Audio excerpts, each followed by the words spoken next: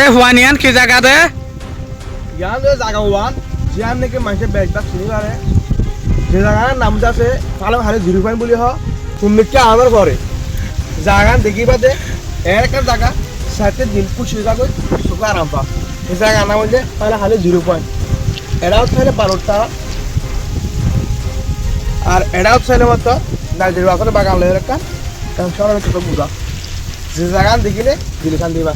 আর যে জায়গা মাঝি আসি সেই জায়গা বেশি ভালো লাগে দেখিতে এই 0 মজা আইলে দিল পেরেশান থাকিলে দোয়া খুশি হয়ে যাবে